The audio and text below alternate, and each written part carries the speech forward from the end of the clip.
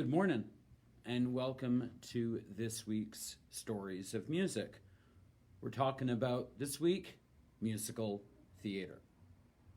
For over 100 years, musical theater has captivated audiences on both stage and screen using music, dance, and spectacle.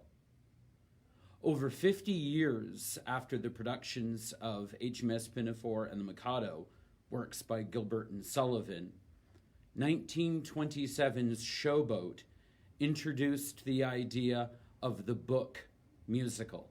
These were well-made stories capable of bringing out emotion beyond simple laughter. They were called book musicals because they literally had a book, a unified story with a dramatic structure, which often, but not always, included spoken dialogue. When you add the lyrics, you get the libretto, or little library in Italian, of the musical. Add the actual music, and now you have the score. A fair number of these musicals were considered sung through, and some included a device called recitative, which is spoken dialogue over music. 16 years after Showboat, you had 1943's Oklahoma, which continued this tradition of the book musical and started what's been referred to as the golden age of musical theater. By the end of the 60s, we had the rock opera, rock music done in musical form with productions such as Hair and Jesus Christ Superstar. Rock bands themselves also got into the act with concept albums such as The Who's Tommy and, of course, probably the most famous, Pink Floyd's The Wall. Skip forward to the 80s and we had the mega musical. These were lavish, expensive spectacles from artists such as Andrew Lloyd Webber and Tim Rice.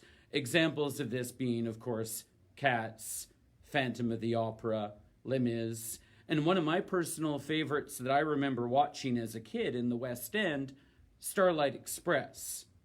Starlight Express is a story all about trains and is done entirely on roller skates. The 90s saw new composers such as Jonathan Larson bring more serious stories to musical theater with his production of Rent.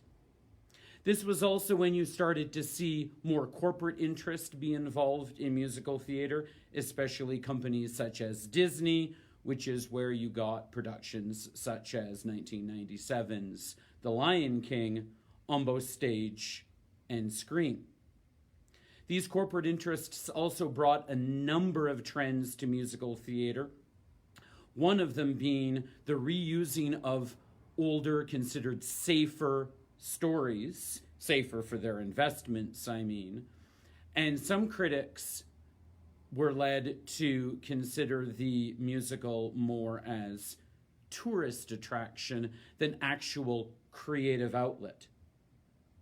It also gave rise to what was referred to as the Jukebox Musical. These were shows that didn't necessarily have an original story, but instead highlighted the music from certain artists. Examples of this would be considered Jersey Boys, highlighting the music of the Four Seasons, Moving Out, which was based on the music of Billy Joel, and of course probably the most famous one, Mamma Mia, which was highlighting the music of ABBA.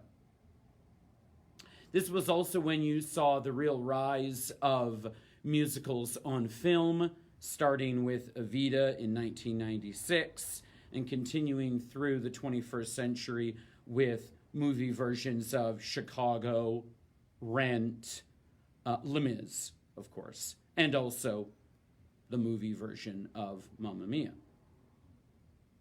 Musicals have always used a variety of sources for their material, novels, other plays, history, myth, and so on. But regardless, I hope that for a long time they will continue to inspire us with their stories using musical, dance, and spectacle.